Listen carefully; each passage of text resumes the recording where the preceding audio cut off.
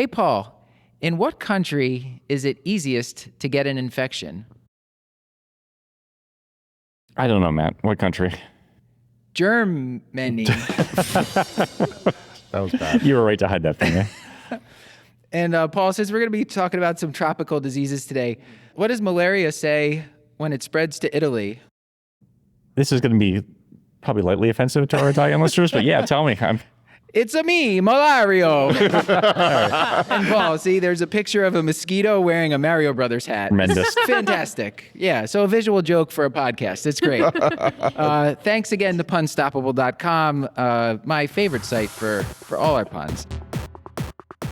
The Curbsiders podcast is for entertainment, education, and information purposes only, and the topics discussed should not be used solely to diagnose, treat, cure, or prevent any diseases or conditions. Furthermore, the views and statements expressed on this podcast are solely those of those and should not be interpreted to reflect official policy or position of any entity, aside from possibly Cash Like Memorial Hospital and its affiliate outreach programs, if indeed there are any. In fact, there are none. Pretty much, we aren't responsible if you screw up. You should always do your own homework and let us know when we're wrong.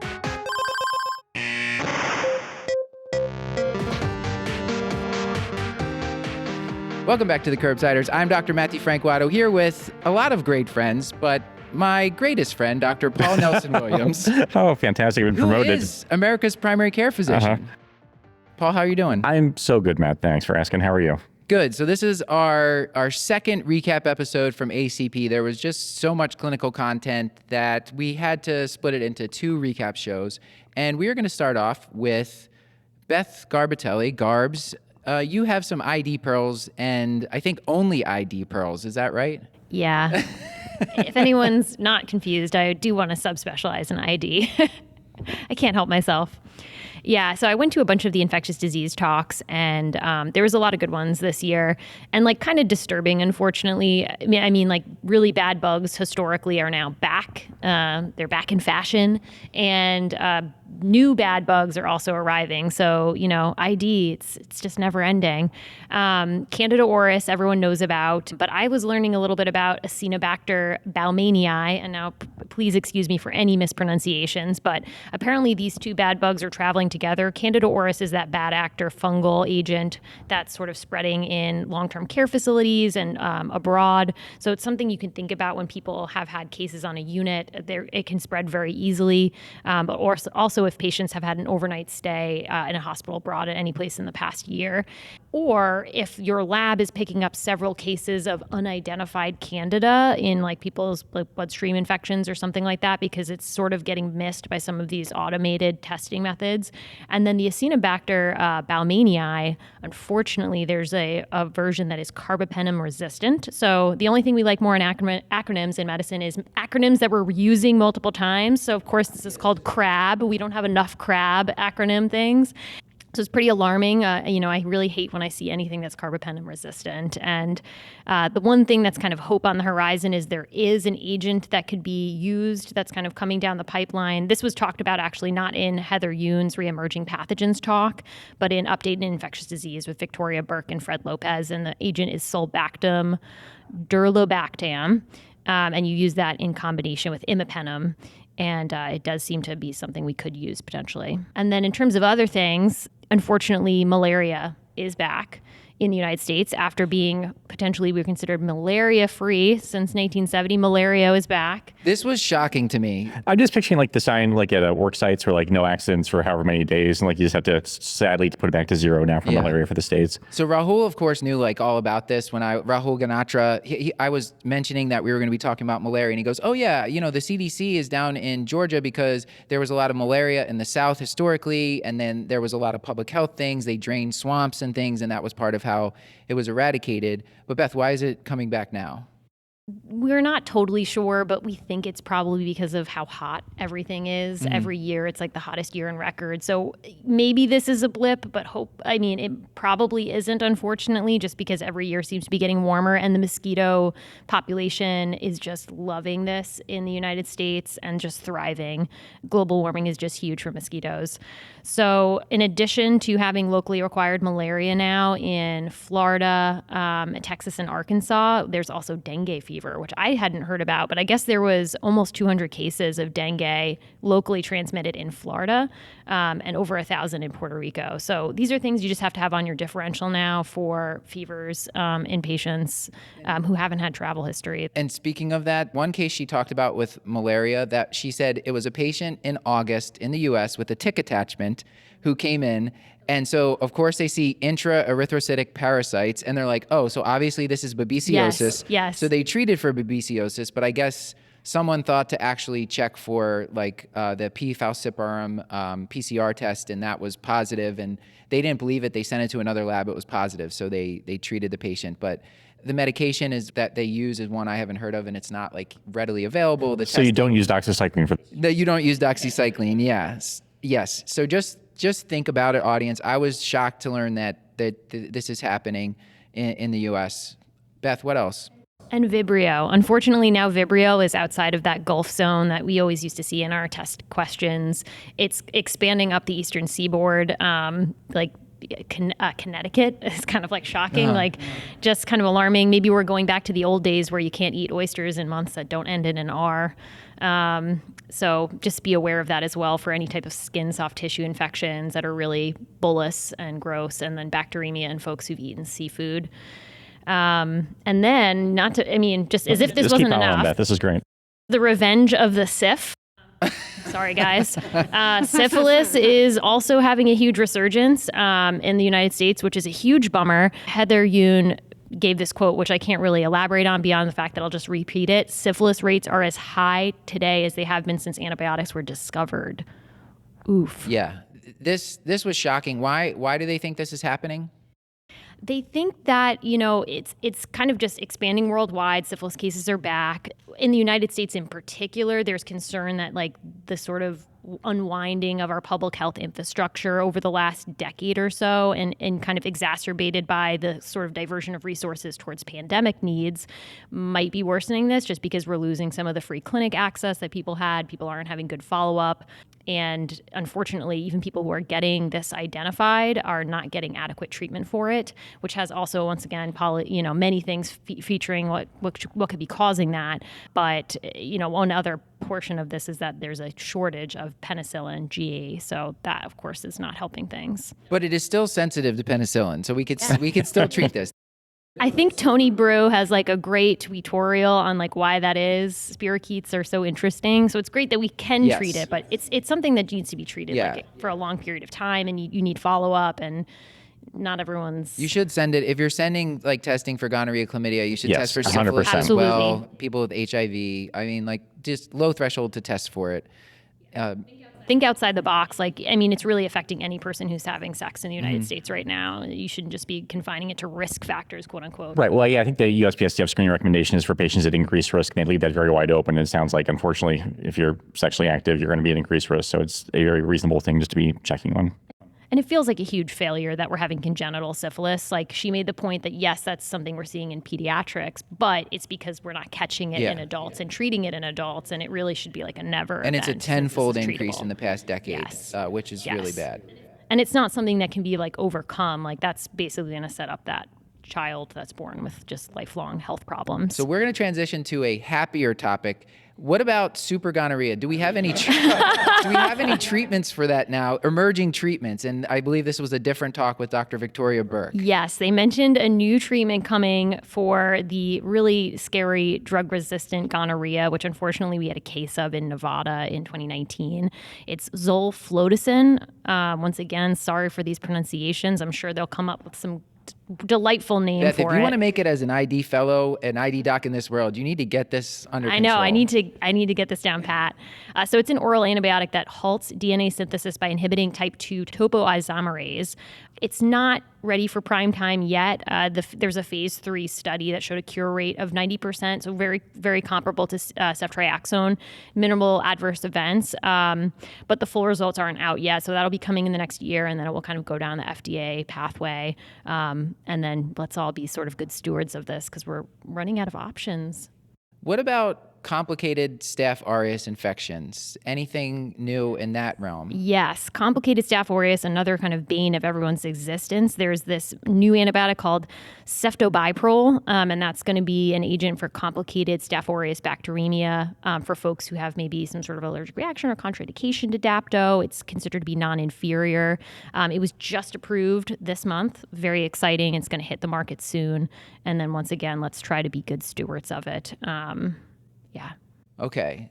What about new drugs for C. diff? Nora, anything that you have for that? Yes, there's one new drug that I heard about, and I know, Beth, you heard about a couple others. This was in multiple small feedings of the mind. And for the GI section, the team talked about new outpatient treatments for C. diff. And the one that I hadn't heard of is actually a single IV infusion, and it's a monoclonal antibody against C. diff toxin B, and seems to reduce recurrence rates by about 10% absolutely. Question now is whether or not that can be used by itself or in combination. And right now it seems like the pendulum is swung towards using it in combination with antibiotics in addition to this one single dose of an IV infusion. But I know there are a bunch of other updates, Beth. Yeah. The recurrence rates are low, right? I'm using my Great, yeah. my patented teaching method. This is a perfect teaching method. And the recurrence rates are shockingly high, and I find it always good to be reminded of this. For after a first episode of C. diff, the recurrence rates are 20 to 30%. After a second episode of C. diff, recurrence rates rise to around 50%. And then after a third, Paul, what do you think it is? I'm going to say 60%. Wow, beautiful. Yeah. Master test taker right here. Choice C. You didn't give me a D, but I already know. It can't be all the above, so I win today. Yeah, but they're just really, really abysmal. And so this is why there's so much focus from a clinical research perspective on trying to reduce recurrence risk with these multimodal treatment options. And obviously, the first line treatment for C. diff infection is still fidaxomicin or oral vancomycin. So what else, Beth? There's other new treatments now too? So many new things. This was from the update in infectious diseases, and they did mention the fecal microbiota transplant, which we've talked about in our episodes before, but they did remind us it's, something you use after maybe antibiotics for 2 recurrences. It's still considered investigational. I mean, I think we've been talking about it for decades now, but it's not FDA approved, so it's still something that's a little bit off-label, and there's still risks with it. So pharmaceutical companies have really been trying to target this because it's still a huge problem. And these products are so odd. This one is called RBX 2660. It sounds like a robot. Its brand name is Rebiota, which actually kind of rolls off the tongue, unfortunately. It's a filtered liquid microbiota suspension prepared from human donor stool. So it's like this purified product. It's filtered with ethanol, that's my next one. But it's administered as a retention enema given once. So it's like something you could have pretty good uptake with. It's not something some people need to take frequently. And it did decrease C. diff recurrence. It was down to 30% compared to 43% in their placebo group. Notably, they used PCR just so it's a little bit, they're going to catch more positives that might not be clinically significant with that. This was the Punch CD3 study. And then the next agent is Faust, or sounds like Faust with a V. I don't know. Paul, thoughts on that one? It's bad. I mean, Rebiota, Rebiota's not, it pains me how good a name it is, but Faust is wretched. Yeah. Though, I mean, if they did some artisanal filtering, that might sell me on it. Was there something they did differently with it? You could just go by the generic name, SER 109, also just... It's not bad. Another robot. This Kinda one cool. is an oral pill, and it's filtered spores. They're cleansed with ethanol. Firmicute, that's the name of the spore. I guess that's like something associated with good microbiota, and it's from human donor feces, and they purify it. So this actually decreased C. diff recurrence 12% compared to 40% in the placebo, and that was using the stricter toxin identification. So definitely seem to be promising agents, but of course, expense is going to be an issue. SIR 109 is $17,500 from a wholesale cost, and Rebiota RBX 2660 would be $9,000. So Yeah, that's quite a sticker shock. Feels like a lot. That's a bit of an issue. Well, moving from ID GI complaints to actual GI topics, Nora, you went to coagulopathy and cirrhosis, I believe. So let's talk about that. Yeah, I went to a great coagulopathy and cirrhosis talk, and this one was given by Dr. Kristen DiStefano. And she laid out the land of cirrhosis for us quite well in terms of the balance of hemostasis in these patients. And the key takeaway from that perspective is that while the INR, the PT, the PTT, and the platelets may be off from normal ranges, these patients have their own unique and kind of delicate balance of hemostasis in terms of being both pro-bleeding and anti-bleeding. So therefore, we shouldn't be treating these numbers, these lab numbers, because we can offset that balance really easily and tip them over towards clotting or towards bleeding. Yeah, it's confusing.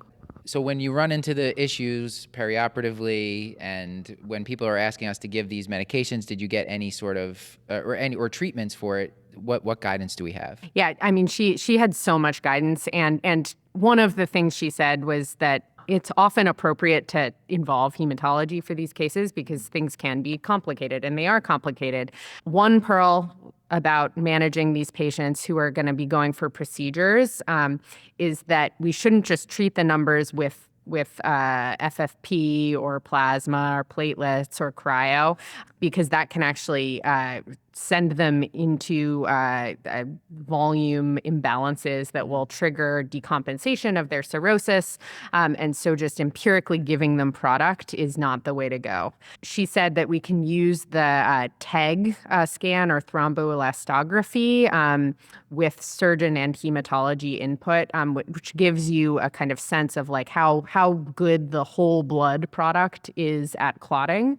And so that can be helpful to guide, especially for kind of higher risk surgeries, how we're transfusing patients, and actually has been shown to decrease transfusion product administration in patients in surgery with good outcomes. And the other pearl from a procedural perspective that she gave was these patients often have low platelets. What should we do about patients who have low platelets or are thrombocytopenic and have cirrhosis? And her pearl for this was that we can actually use drugs called thrombopoietin receptor agonists if we know that a procedure is planned a couple of weeks in advance. And this can increase platelet count by within about 10 to 14 days, depending on the agent. And so she recommends for patients who need procedures whose platelets are below 50, actually considering administration of these. Yeah, so this would be more outpatient elective cases that it would actually pertain to. Exactly. Says don't give tranexamic acid because this can offset the balance between pro and anti-hemostatic changes. And Paul gives it to everyone, so that's why he was Patients are making terrifying. This is why I'm over here just agonizing, rolling my eyes around. Yeah, and just be really gentle and considerate. Don't empirically give blood products to these patients. Now, if someone has portal vein thrombosis, I should just give them all rivaroxaban and call it a day? Such a good question, Matt.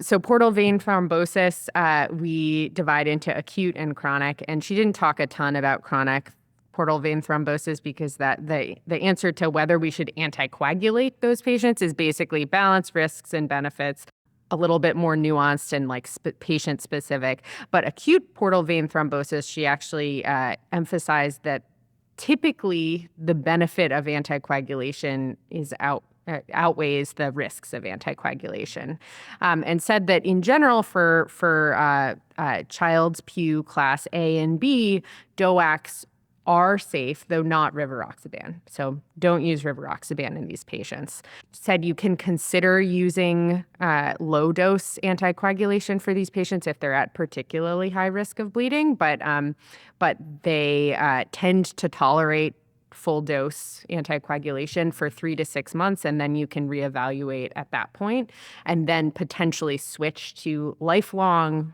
indefinite anticoagulation with a lower dose of apixaban, for example. Low molecular weight heparin and vitamin K antagonists are fine in this population as well, so those are options. But from a patient satisfaction perspective, DOACs tend to be easier to tolerate. And with vitamin K antagonists, she pointed out that the INR is not reliable in these patients as a predictor of how pro or anticoagulopathic they are. And so it's really hard to know what dose to use for vitamin K antagonists because the INR, you're just kind of flying blind. Yeah. But you're going to become an expert in TEG scans, right? So that'll help somewhat with, is that? Exactly. Yeah. Yeah. Okay.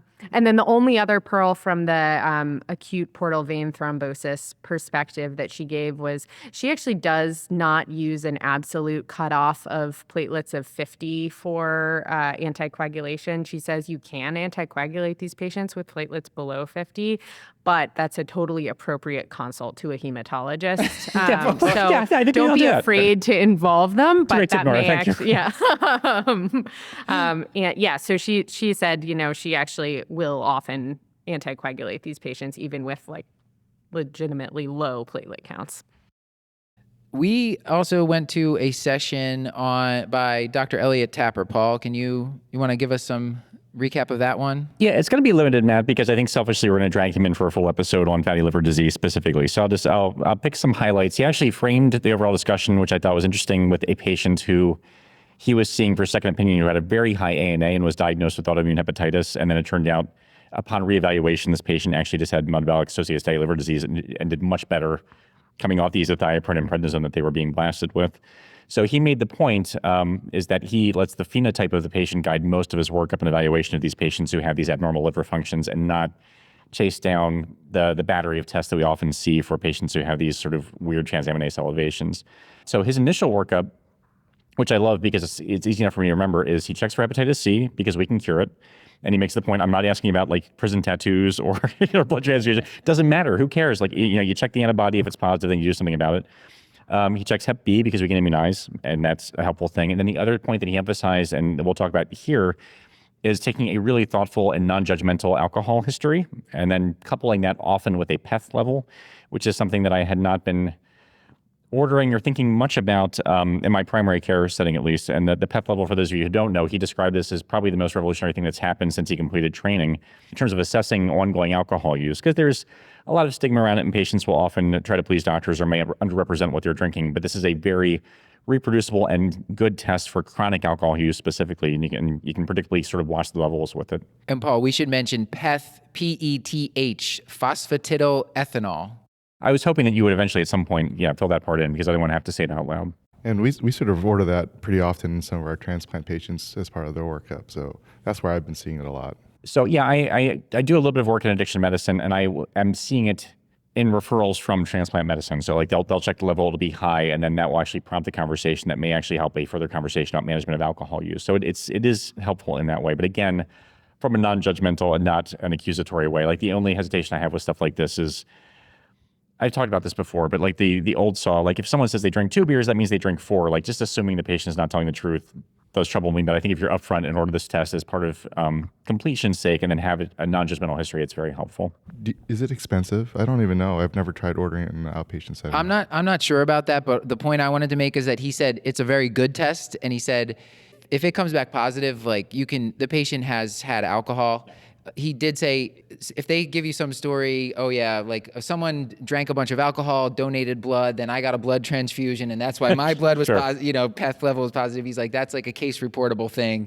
If it's positive, it's a pretty reliable test. You take it seriously. Yeah, that's right. Yeah. What about, Paul, algorithms for fatty liver disease and just sort of risk stratifying things? I won't dwell on this, but he referred to one of his own papers, which is always a clutch move if you can do it. Well, I'll never be able to do that. Yeah, one of these days. There's one, as an aside, but this is my thing. I gave a presentation on social media medical education, and I put this quote up on the screen, and I was like, this is an amazing quote. I just want to pause and let you read it for a second. I was actually quoting myself in a paper I did with Joel Top. So that's the one time I've done that. But anyway, so Dr. Tapper has a non-invasive algorithm for sort of evaluating, is this cirrhosis or is not cirrhosis, and what should we do with this information using the FIB4, which we've talked about extensively, that's based on common lab tests that we order and some other patient factors, and then also liver stiffness, usually done by elastography. So the algorithm, just to break down very basically, is that the patient has a high FIB4 and they have high liver stiffness, it's cirrhosis. Like you don't have to biopsy, you do the cirrhosis stuff, you do the EGDs, and you treat the patient like they have cirrhosis. If their FIB4 is less than 2.67, but they have high liver stiffness, that's weird. So that patient should probably go to biopsy, or at least think about it, so you have a sense of whether or not you're treating cirrhosis or not and what to do with that. And if you have a high FIB4, but your liver stiffness is low, that's unlikely to be cirrhosis, and that means you should probably just treat whatever underlying liver disease there is. So if they have alcohol use, minimize that. Counsel for weight loss if we think it's fatty liver disease, and sort of address risk factors as much as we can. So I thought that was a nice, straightforward initial framing, though, understanding many of these patients may end up at hepatology eventually anyway. But I thought even I can understand this, so I thought it was helpful. I think we had just one more section from the GI, that we wanted to talk about. The great Dr. Iris Wang, she was part of a clinical pearls session, and part of what she was talking about was semaglutide and just sort of coaching patients through it because there are a lot of GI side effects, nausea, vomiting, diarrhea. And she did mention the way that it affects gastroemptying, it almost makes like a functional gastroparesis, and that there's a tachyphylaxis to that. So it peaks around 5 weeks, which is probably around when the medication is reaching steady state, and then by 16 weeks it returns to normal. So you can coach patients through it, and if they're still not tolerating it, you can reduce the dose. Paul, anything else to say about this? I mean, in clinical practice, this is something that does come up. Yeah, and we've covered this before. We're talking like smaller, more frequent meals as a way. She also mentioned the gastroparesis-style diet if you need to, which includes blenderized food, which sounds awful. Like if you're at the point where you're like pureeing your peas, like you're in bad shape. But it is an option. And then this dose de-escalation, as you mentioned, followed by slower dose re-escalation. So just really slowing down, trying to get them to the therapeutic dose can be helpful with these patients. And you don't have to push everyone to the max dose. You can park them at whatever is the minimum effective dose. I'm seeing constipation as the one side effect. Like if people can get through the nausea, that's okay. But I really do tell everyone that constipation can be pretty severe. So I've had a couple of patients almost go to the ER because constipation was so bad. Now I'm like upfront just telling them like we have a bowel regimen plan and they know it's happening, so they're more likely to treat early. Anything else, Chris? Are you guys doing anything specific when it comes to like perioperative? I know there's been a lot of discussions with the gastroparesis and maybe stopping them much earlier than like a couple of days before surgery because people still have food in their stomach and things like that. Oh yeah, not specifically. I mean, I definitely tell people not to take it the week of surgery, but beyond that, I don't have. Do you guys have a specific like guidance that you I don't have anything right follow? now. I was just wondering what you guys do. Yeah, that's what I do. Some folks might be having more delayed gastric emptying for a longer period of time, but we don't know who those people are yet. So I think they haven't made firm guidelines, maybe more to come.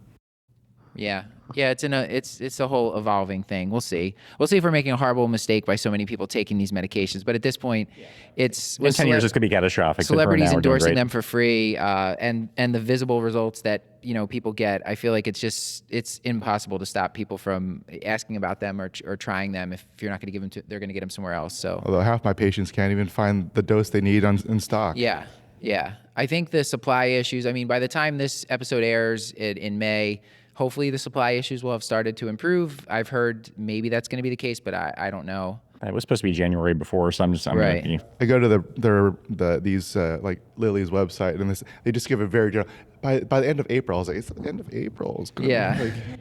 One of us has to leave now. I'm not going to say why. I don't want to embarrass the person, but they're going to leave. So Beth, Dr. Beth Garbitelli, we'll see you later. I've been Beth Garbitelli. Thanks for having me, guys. Okay, we're going to keep going on because we have more show to get to. All right, so next we are going to talk about some cardiology pearls. Our first session was with Dr. Clyde Yancey, updates in cardiology. Chris, what do you got from that one? Yeah, people may remember Dr. Yancey talked on our episode. Was a HFpEF, right? It was a couple years ago. 150 or something, like 300 episodes ago. But he's got such a wonderful way of speaking. He's got like this like soft but like nurturing tone as he talks, and like you always leave his sessions like feeling like super hopeful. It's like, yeah, we're going to do all these things in cardiology, and we're going to save all these people. You feel great afterwards. Sort of the opposite of my talks, where people just feeling dejected and kind of anxious. It's good. I think one of the first things that he brought up was about this new entity or diagnosis of CKM, also known as cardiovascular kidney metabolic syndrome. And it's sort of addressing like this difficulty that we have some really bad definitions already, like metabolic syndrome, people don't use it well. And also trying to encapsulate a lot of different things now besides just metabolic syndrome and sort of how it intersects with cardiovascular disease and kidney disease. So the synopsis came out from the American Heart Association back at end of 2023. I think the most interesting thing about this is the American Heart Association's Cardiovascular Kidney Metabolic Scientific Advisory Group, they developed this new PREVENT, PREVENT equation, which incorporates a little more things than you see in the ACV risk. So it has a couple of different things like, one is age specific, it's race free, and also is developed with incorporating a lot of other risk factors like smoking status, blood pressure, cardiovascular levels that we would know, antihypertensive, statin use, diabetes, but also EGFR. So they also include things like urine albumin to creatinine ratio, hemoglobin A1C. And when I was looking at the website, they also have this checkbox for the zip code, which helped you sort of estimate the social deprivation index. So looking at social determinants of health, I thought was really cool. Yeah, that's the first time I've heard a risk score using zip code, which that's a cool idea. I mean, we do know like cardiovascular risks, all these other risks, so many other things outside of these tangible things that we have contribute to health. So I thought that was really cool. So what about blood pressure, Chris? Are we going to cure that? Yeah, totally. So because it was an update, he brought a lot of cool new studies that came out over the last year. One of the ones he brought up was this RNA interference with. So this is like a small interfering RNA? Yes, correct. Zilebesiran for mild to moderate hypertension. That came out in February, just like 2 months ago. And it was basically looking at this injection, which is every 6 months, but he found that it lowers blood pressure about 10 to 15 points. So he was just super excited about it because he's like, well, this is a medicine that you could, for a lot of our patients who may have adherence issues, things like that, that it would be a great option for them. So I imagine this is going to be really expensive, but it would be exciting to have a medicine that is taken less frequently. One of the questions I had about this was like, were you allowed to take is this replacing all antihypertensives, or is this just like an add-on therapy? Because, so a lot of people need more than one drug, and our typical drugs lower blood pressure, between 5 and 15 points. So it seems like it's comparable to like a single drug. Yeah, I think the study, Nora helped look up. I think they started off with only being on that medication, but later on they're allowed to add other medicines as well. Yeah, and I'm just looking now. It looks like there are a number of other studies actually over the last few months. Even at ACC, 3 weeks ago, they presented the Cardia-True trial, which looked at this drug in combination with other oral antihypertensives, and it seems like they're looking at combination approaches as well. And at least this presentation at ACC, it's suggested that it works in combination with some, but maybe not improves upon all oral antihypertensives. So it may be a kind of more specialized combination approach. We're going to need to learn how to use this. This is going to be adjunctive therapy for patients with resistance hypertension. Yeah, and exactly. I don't think it's going to replace single agents to control stuff. So Chris, the other thing was, what about renal denervation? Is that going to be something that's going to cure hypertension? I think the big issue with this is, I think we've talked about it on the show before, is just there are a lot of people who, there's not insignificant number of people who do not respond to renal denervation. He sort of brings up because I think the FDA approved 2 new systems of doing this recently, and so I think people have really high hopes that there's going to be some good results from this. But when we're looking at sort of adjunctive therapy or whether it's going to replace anything, I don't think we're going to see any huge results from this. Paul, you don't look. No, I mean it's not going to work. Maybe hopefully famous last words. I would love something else in armamentarium, but historically it has not been super compelling. So I'm glad there's new ways to do it, but I don't know that it's shown a whole lot of promise just yet, but I could be wrong. But you're zapping something. That means it should just fix it. We've right? approved a rabbit punch to the kidneys now as a way of generating. It's good. Okay, and then Chris, we've talked about LP(a) on the show. We talked with Dr. Aaron Mikos about that. There's some LP(a) drugs. I think they're also small interfering RNAs. Did he talk about those? Does he think that those are helpful other than just lowering LP little a? Do they have outcomes data now? They don't. He was super excited. So if people want to go back, that was number 361 of advanced lipidology. And so during that episode, we had talked about antisense oligonucleotides like pelacarsen, but then we also talked about the siRNAs. And the one we talked about in that episode was oliparcerin. The one that Dr. Yancey talked about during the session yesterday was lepidisiran. Man, I'm dying here. So thrilled that this is you and not me. This was like a phase 1 study, I think, that they showed. It was like only 48 participants, but he was just so excited because he believes that being able to treat LP little a is such an important part, and we really don't have a lot of good medications for that yet. And so that this is just another study for another drug that is directed towards LP little a that he's just super excited about. Right. So from our talk with Dr. Mikos, I mean, we know that they significantly lower LP little a. We just need to prove that actually gives us lower major adverse cardiac events in the long term. So it sounds like we still don't know for sure, but they're still working on multiple agents to help with that. All right. So anything else from that one? Or are we moving on? So call back to our last recap. At the end, he was like, 10,000 steps was a made-up number. Shoot for 7,000 steps. So so obviously he was reading the same articles that we talked about. So that's amazing. All right. So you don't have to walk as far. Paul, what about peripheral arterial disease? Did you go to that session? I did, yeah. I went to, it's a PhD for the internist with Dr. Anuj Gupta out of University of Maryland. And it's a couple of points. I mean, we didn't cover a lot of different ground in our Peabody Award-winning episode on PAD with Dr. Lochter a couple of years ago, I guess it was. But some nice reminders of just how prevalent this disease process is. So about 2 million folks in the U.S. have claudication, but 10 times more have asymptomatic disease. And something I thought was kind of funny is men are more likely to complain, but the ABIs are somewhere between the genders. So it's not that men have more disease, they just whine more about it. Men are just wimps. Yeah, we knew that. Yeah.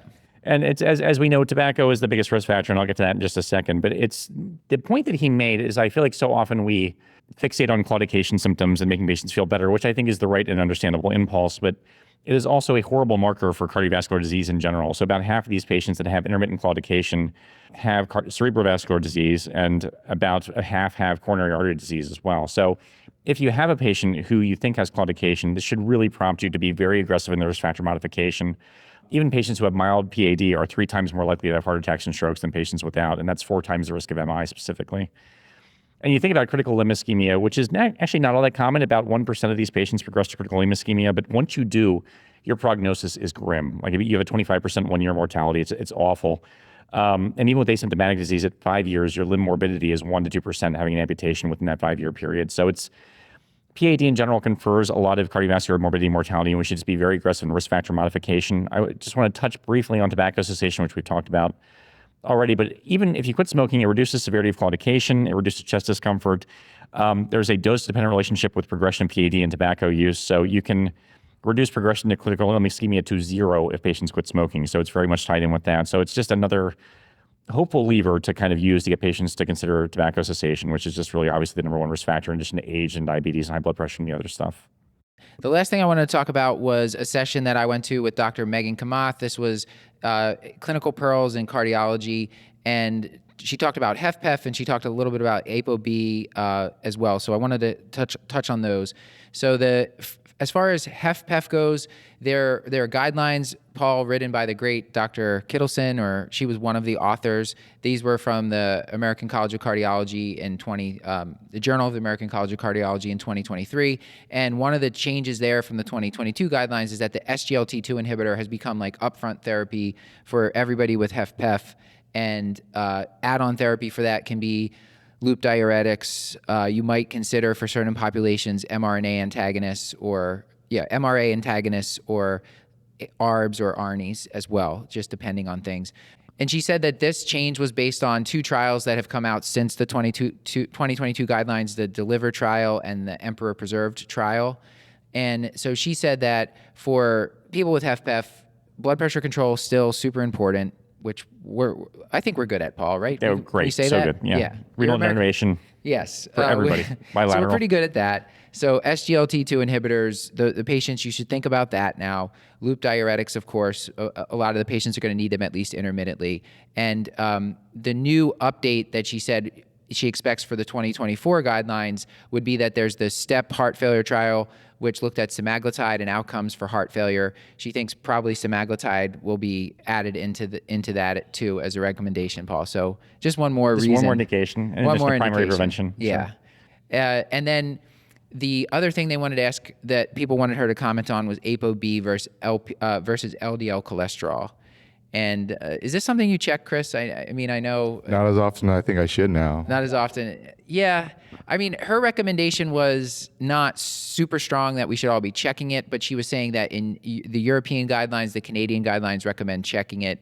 She does think that it's going to move towards Lp(a) and the ApoB are going to be checked as part of our standard lipid panels going forward. Paul, how do you feel about that? I mean, fine. Like, I think they obviously have evidence in terms of increasing risk, but I'll just need some information as to what to do with that information. Like, a lot of patients that we're checking these things on would have indications for statin therapy anyway. So I know there are these newer agents, but they've not been proven, like the reduction of them has not proven anything yet. So like, I just don't know what to do with the information other than be like more worried, and I'm anxious enough. So I'll be curious to hear more guidance about what to do with the information. Yeah. To the background and to remind the audience what ApoB is, there's one ApoB bound to every LDL particle. And when you get a total LDL cholesterol, that's not telling you how many LDL particles they have. That's why sometimes people talk about checking LDL particle size and number.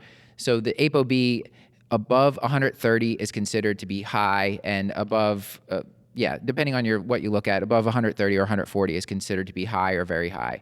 And the cost in the past, I guess could be expensive in some labs. So I guess this will depend locally, but it was anywhere between $29 and $229 and may or may not have been covered by insurance. So you'll have to sort of wade into this going forward. But basically, you can have someone with a low LDL, like total LDL number, but their LDL particle size and number could be high and their ApoB number could be high. So this is just another marker to say, is this person at a higher risk?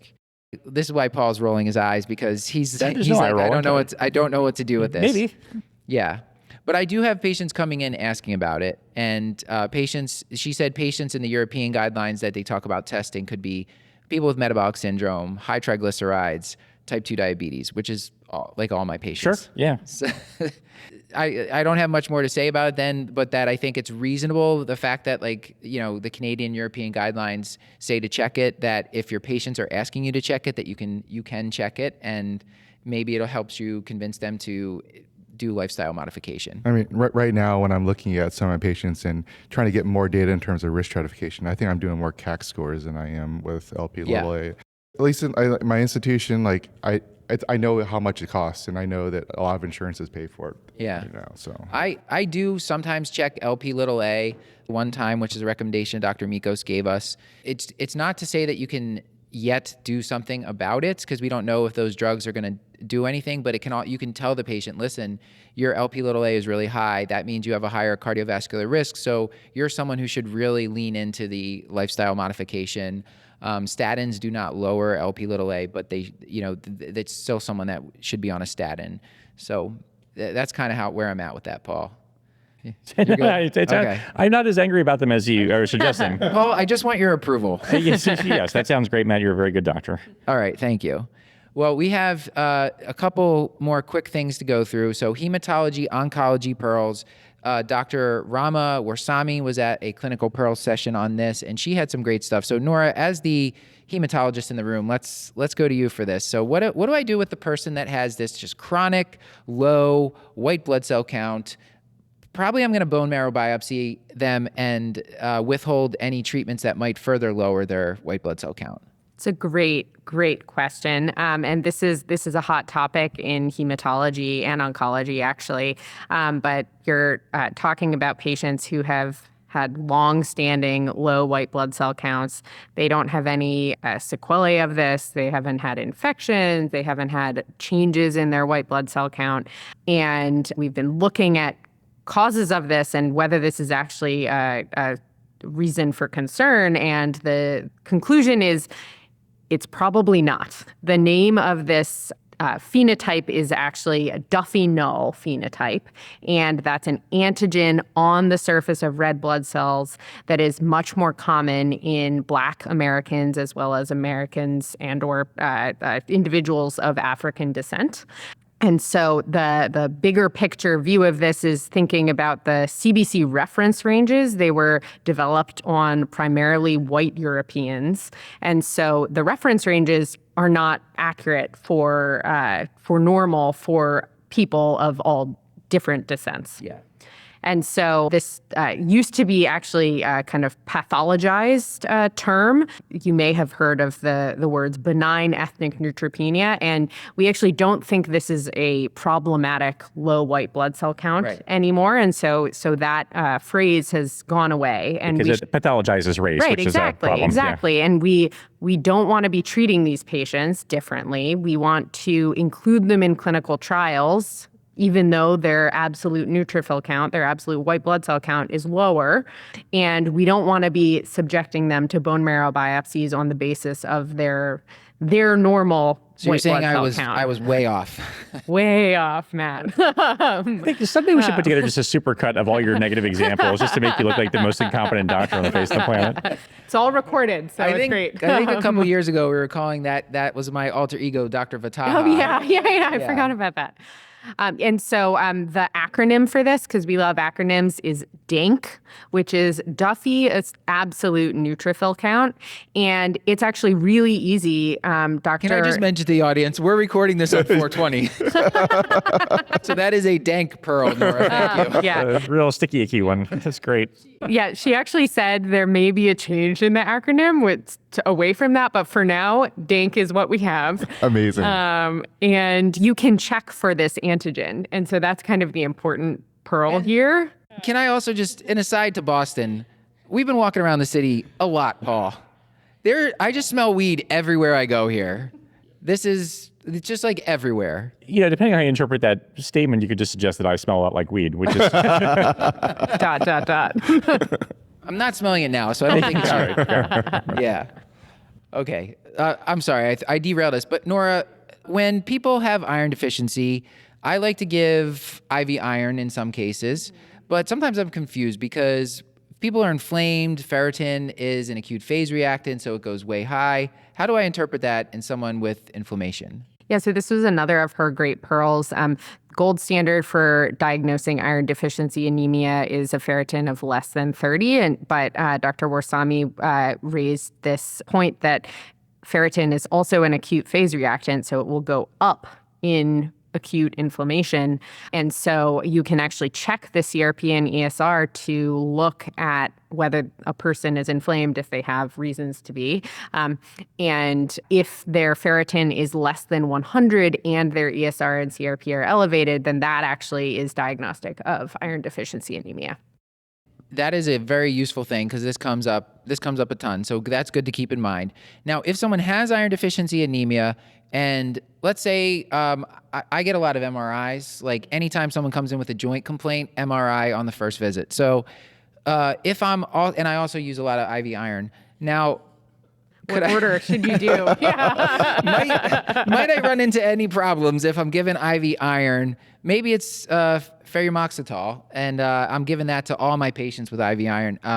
Is that going to be a problem for these MRIs? Yeah, so she pointed out that IV ferromoxetol specifically, which is an IV iron repletion, that can affect the diagnostic utility of MRIs. And so if you can predict when people will need MRIs, you should not give it within 3 months of them needing an MRI because it can actually affect the diagnostic accuracy for 3 months. But how does it affect it? Does their whole body glow so you can't see anything? So I think it actually just increases the uptake, and so you'll get false positives more predominantly. I think she made a quip that it looks like the person has widely metastatic cancer. Yeah. That's not good. So your patients, full body MRIs are now kind of in vogue if you have $1 billion, I guess. And so I guess somebody with $1 billion gets that, then gets their full body MRI. It's going to look bad for them. Indeed. How common is this formulation of IV iron? I don't think I've ever I used don't it. use it that much, but it's used enough that Probably yeah. when we did our IV iron episode with Dr. Auerbach years and years ago, there was 5 or 6 formulations. There's a lot of different ones. Feels like one of those things you would just randomly click on in an order set and be like, yeah, I guess it's Yeah. probably good enough. Yeah, And next we thing you do know- use it a decent amount, There but should be no issues with other formulations then. no, at least that's the latest on them. Okay, so Paul, we're going to go to endopearls, and you had a we little should bit do more. the leukocytosis. I'm sorry. Oh, the Oh, yeah. leukocytosis. Leukocytosis is good. Yeah. Okay, so so we're staying in heme pearls. Okay, What let's is your, just hang out in the heme land for just a hot second because the obesity-induced leukocytosis point that was made here I thought was an amazing talk. So you can have leukocytosis that is from obesity alone, and the idea is that adipose tissue actually produces pro-inflammatory cytokines. And I think it's IL-6 specifically actually causes some demargination. And then also on top of that, you see with increased adiposity, increased insulin resistance. So the pearl here is that if you have a patient with a persistent mild leukocytosis and a BMI greater than 35, it could be because of their obesity, but also this should prompt close monitoring for diabetes. These patients are at increased risk for impaired glucose tolerance, which I thought was a fascinating relationship that I feel like I've seen kind of, but didn't really think too much about. So I like that pearl very much too. Is this like a diagnosis of exclusion though? Because like usually if I see elevated white count, I mean I have a lot of patients who have elevated BMIs too. Right. Well, this is not like the acute leukocytosis. This is someone who's been like chronically mildly elevated for forever. And I think the number that she gave in this case was like 11 or 12. Right, So yes. it's not like a 30. Right. Yeah. Yeah, don't cheerfully ignore Yeah. CLL but just know that if it turns out to be this obesity-induced leukocytosis, be mindful of their glycemic profile because that's the important takeaway here. You know, Paul, in our last recap show, we talked about the session by Dr. Brad Anawalt with testosterone, and you were just speaking about obesity. How does obesity affect testosterone measurements? That was a masterful segue. I you need to take a minute. Yeah, let it sit for a second. So, great segue. God, no, I'm aspirating. One of the things that was talked about in Dr. Anawalt's amazing talk is that actually weight loss can be helpful for increasing serum testosterone. And it doesn't need to be a ton, but even small amounts of weight loss can increase by something, I think it was like 60 nanograms or something. Double check my range. But in any case, weight loss. That was it. It was 60. Great. Ah, strong work me. Because I don't have that written down. But yeah, so it doesn't take much weight loss to actually increase your testosterone by a significant amount. And the data that he looked at did not include these patients that are now taking the GLP-1 agonist or the GLP-1 GIP agents either. So it's hard to know how those are going to affect testosterone, or will this be used as adjunctive therapy for someone with maybe mild hypogonadism and also obesity. So just the counseling about weight loss, this might be, again, something else to kind of help with motivational interviewing and sort of help folks achieve weight loss if that's their goal, because it may actually help with their testosterone levels as well. Paul, what about the patient with history of head and neck radiation? How might that factor in? Yeah, this was a fascinating relationship that I did not think about. A less masterful segue, but I'm glad that you mentioned it. This can be a potential cause of secondary hypogonadism, and it's just not one that I consider. Radiation therapy we think of it as being fairly targeted, but there is scatter. And so if someone has, say, the example he gave was someone with like a parotid gland tumor that was resected and he got some radiation therapy as well, you can actually get secondary hypogonadism from that radiation therapy. So just be mindful. That's another risk factor in addition to things like pituitary disease or iron overload or other systemic processes. OSA is one that he mentioned as well that can set you up for secondary hypogonadism. But the head and neck radiation was not one that I knew about before. And this is another topic that I think we should do a full episode on. Maybe with Dr. Anawalt if we can get him on the show. But these were great pearls. We have one more topic to get to. Chris and I this morning were at the Update in Rheumatology with Dr. Marcy Bolster, and I thought there was some great stuff there. Chris, so did you know that SGLT2s had anything to do with gout or urate levels? This was new to me. No, I was like, I don't even know what's going on here, but it was interesting. Yeah. So Chris, does it matter if the person has gout or doesn't have gout with this SGLT2 inhibitor and urate lowering therapy? Do we know? Yeah, I think there were some earlier studies that showed that SGLT2 in patients without gout can actually decrease their sodium urate levels and reduce risk for developing gout. But I don't think there had been before this any studies looking specifically at patients with gout. Right. So she talked about this trial, comparative effectiveness of sodium glucose SGLT2 inhibitors for gout flares and gout primary emergency department visits and hospitalizations. And to have some sort of comparator, they compared it with DPP-4 inhibitors, Paul, which they work well for everything, right? Yeah, highly effective. Drop your A1C by almost a full 0.5%, I think. So they're not expected to have any effect on gout. So they were looking at those two, and the primary outcome was preventing recurrent gout in those who already had gout and type 2 diabetes. So these were patients baseline, they had gout and type 2 diabetes, and they looked at over 15,000 patients. They did find that there was a lower recurrence of gout in patients taking SGLT2 inhibitors, and almost a 50% reduction in ED visits and hospitalizations for gout, compared to DPP-4 inhibitors, which predictably did not do anything for gout. And they also saw some lower risk of MI and cardiac events in patients taking SGLT2 inhibitors. So at least we can say SGLT2 inhibitors are safe to use in people with gout and actually might even be helpful. So yet another potential indication for them here. And Chris, remember the ACP, there's a controversy about this ACP versus American College of Rheumatology.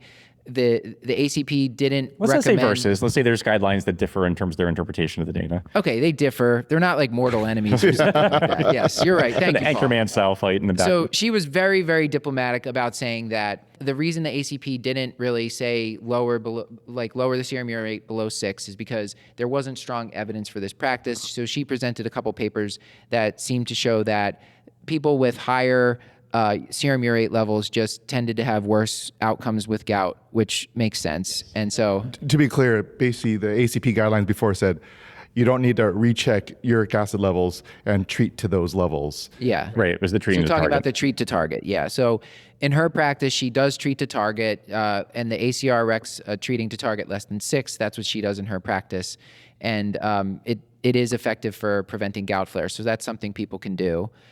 The really exciting stuff that she talked about, I guess, just to get to, I think we should jump to the CAR T cell stuff, Chris.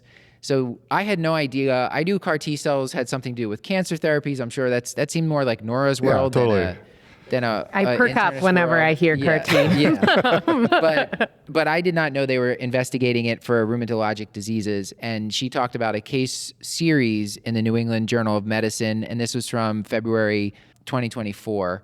And they looked at patients with lupus, idiopathic inflammatory myositis, and scleroderma. And it was a small study, Chris, only 15 patients. How were the results? Did they get remission? Well, so they said like all 15 patients discontinued prednisone and immunosuppressive agents at the final follow-up. So that's, I think, an important part to talk about. And for all 8 patients with SLE were in remission and were off all medications at 6 and 29 months. So basically they had full resolution without medications, which is amazing. Yeah. Most rheumatologic diseases, these patients are on lifelong immunosuppressive therapy. And so this is pretty crazy if we're talking about a potential cure now with this CAR T cell therapy. I think we looked at each other and said, this is too good to be true. What are the adverse effects with these? My take home from her slide on adverse events was that there really weren't any. Like there was nothing big bad that happened to these patients in this small case series. So this obviously needs to be reproduced in much larger trials, but I think it's something people are really excited about. Yeah, it looks like they just had kind of typical cytokine release syndrome, which is a classic short-term adverse effect from CAR T cells. It's just inflammation, essentially, that can present like sepsis. But nothing different than the other CAR T products, so and standard. And if we were familiar with CAR T cell therapy like you are, then we would know, like, okay, this seems like a classic syndrome of this. Yeah, exactly. This may look like sepsis, but don't worry about it. I mean, they all get antibiotics. They all got fluids. They often get steroids. They often get other. So you culture them up and then you peel stuff off once you're sure it's not infectious. Yeah, exactly. Got it. Okay, so the last thing we wanted to talk about, again, Nora, we're going to need your help for this. Oh my God. So glad Oh It's my called gosh. Infectious. Paul, that's like Texas, but with a V. Great. And Chris, do you want to read him what that stands for? Man, okay. I thought you had it. Vacuoles E1 ubiquitin activating enzyme, X-linked autoinflammatory somatic. It's a wonderful acronym. I'm going to make the joke again. I know what Texas stands for, Chris. Is this one of your favorite? How do you rate this this is I guess a syndrome we're talking about. Do you like? Oh, it's do you not like a drug? this? Yeah, I don't know. A plus. It's great. Okay. Good job to the investigators all the way around. Nora, how does this touch your world? Yeah, I will say, I was saying before, it's all the rage in both hematology and oncology to be thinking about this, and it's increasing understanding of this syndrome as we speak. So I would say we really don't know as much about it as we probably will in 5 or 10 years, increasingly recognized because you can test for the UBA1 gene. And so it actually is associated with clotting, a lot of clotting, so touches hematology from that perspective, and then also associated with myelodysplastic syndrome. And so it's of interest from both of those perspectives, but is also a very significant inflammatory syndrome. And so a lot of these patients will see rheumatology and have a lot of evidence of significant inflammation of various sorts. And the rheumatologists are interested in it. It is a genetic autoimmune condition. Familial Mediterranean fever is another example, but there aren't that many genetic autoimmune conditions, she was saying. And you might suspect it in patients. The onset is in late adulthood. Usually men over 50 would be your classic patient, and multiple systems. So they could present with fevers, arthritis, vasculitis. They can have neutrophilic lung involvement or neutrophilic like skin findings like dermatoses, and chondritis of like the ear and the nasal cartilage. And as Nora was mentioning, it can cause like MDS. So people with unexplained macrocytic anemia, it might be a time where you consider checking this. Yeah, and it's genetic, but as we talked about in our one of our prior digest episodes, it's somatic. So that's why we think it happens later in life. It's not inherited in any way, but it just is something that happens to the cells, and you can pick up if you are looking at peripheral blood. And she said it's less common than getting 4 of a kind in poker, but more common than getting a straight flush. So if that helps you, Paul, as a poker player, I think the number's like 1 in 4,000 or something like that. Yeah, she was like maybe the most frequently genetically determined autoinflammatory disease. So it was 1 in 4,269 males over age 50. Yeah. So I hope I'm not Shockingly high number, actually. I hope So. I'm not one of those 4,000. But yeah. That was vexing. It's a vexing topic, Paul, but we will leave you with that. Food for thought. And now I think it's time to, this was a great conference. Thanks to ACP for once again inviting us to come out here, providing us a room to record in. And we had a great time hanging out with our Curbsiders team. Patreon. Yeah, we met up with some of our patrons from Patreon, patreon.com/Curbsiders if you want to check that out. And we also went on a team run through Boston. That was great. Team dinner. It was good. So I'm feeling good, Paul. I'm re-energized for another year of Curbsiders, Paul. Yeah, no, same. I think I can do this for another year, maybe. That didn't sound too good. This has been another episode of the Curbsiders, bringing you a little knowledge food for your brain hole. Yummy. Great. Still hungry for more? Join our Patreon and get all of our episodes ad-free, plus twice monthly bonus episodes at patreon.com/Curbsiders. You can find our show notes at thecurbsiders.com and sign up for our mailing list to get our weekly show notes in your inbox. This includes our Curbsiders Digest, which recaps the latest practice-changing articles, guidelines, and news in internal medicine. And we're committed to high-value, practice-changing knowledge. And to do that, we need your feedback. So send an email to askcurbsiders@gmail.com. A reminder that this and most episodes are available for CME through VCU Health at curbsiders.vcuhealth.org. I wanted to give a special thanks to our whole Curbsiders team, Dr. Nora Taranto, Dr. Chris Chiu, Dr. Beth Garbitelli, and everyone else who helped with this. I guess you too, Paul. Thank you. Our show is produced by the team at Podpaste. Elizabeth Proto does social media. Jen Watto does Patreon. Krista Chiu Man moderates Discord. Stuart Brigham made our theme music. And with all that, Paul, until next time, I've been Dr. Matthew Frank Watto. I've been Dr. Nora Taranto. This has been Chris the Chiu Man Chiu. And as always, our main Dr. Paul Nelson Williams, thank you and goodbye.